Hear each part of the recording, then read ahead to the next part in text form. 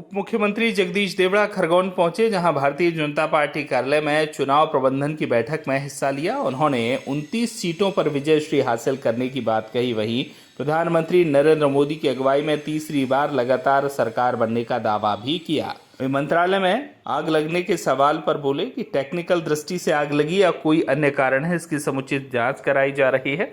इस पर राजनीति करना उचित नहीं है। वहीं कांग्रेस के वरिष्ठ नेताओं की कांग्रेस पार्टी से अरुचि हो गई है, इसलिए सुरेश पचौरी सहित सभी वरिष्ठ नेता बीजेपी में शामिल हुए हैं। और भी कोई नेता आएगा उसका भी स्वागत। बैठक में बीजेपी के संगठन मंत्री अजय जामवाल, सांसद गजेंद्र सिंह पटेल, युवा आयोग के अध्यक्ष डॉक्टर निशांत खरे, खरगोन लोकसभा के संयोजक बालकृष्ण पाटीदार भी बैठक में शामिल रहे। बैठक लेने पहुंचे हैं, जिला प्रबंधन समिति की बैठक है, महत्वपूर्ण बैठक लोकसभा चुनाव को लेकर मानी जा रही। क्या लग रहा है, किस प्रकार से ये भारतीय जनता पार्टी की बहुत ही महत्वपूर्ण बैठक है।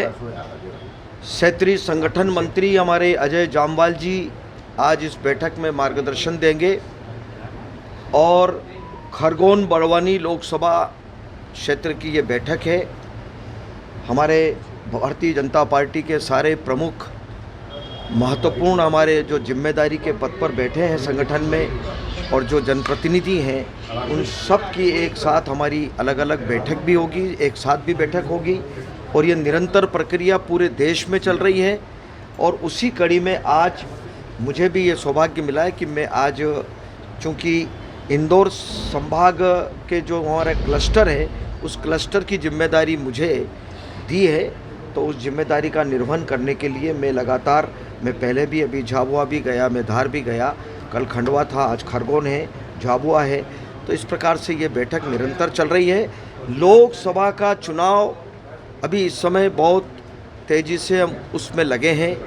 बूथ स्तर से लगा करके जिला स्तर तक जहां काम करना है संगठन का, वो पूरा काम हम कर रहे हैं। मध्य प्रदेश में 29 ही सीट पर भारतीय जनता पार्टी चुनाव जीतेगी और यशस्वी प्रधानमंत्री नरेंद्र मोदी जी, जो देश के प्रधानमंत्री हैं, ताकतवर प्रधानमंत्री और केवल देश के नेता नहीं पूरे विश्व के नेता हैं, ऐसे प्रधानमंत्री जिनने भारत का नाम, मान, सम्मान और स्वाभिमान पूरे विश्व में बढ़ाया है, ऐसे हम प्रधानमंत्री जी को फिर एक बार मोदी सरकार फिर उनको देश के यशस्वी प्रधानमंत्री के रूप में बिठाने का काम हम कर रहे हैं। प्राणपण से हम लोग सब जुटे हैं। एक एक कार्यकर्ता बूथ स्तर पर काम करेगा और पूरी ताकत के साथ में हम लगे रहेंगे और इस देश को, भारत को विश्व गुरु के स्थान पर पहुंचाने का जो लक्ष्य है, विकसित भारत 2047 में,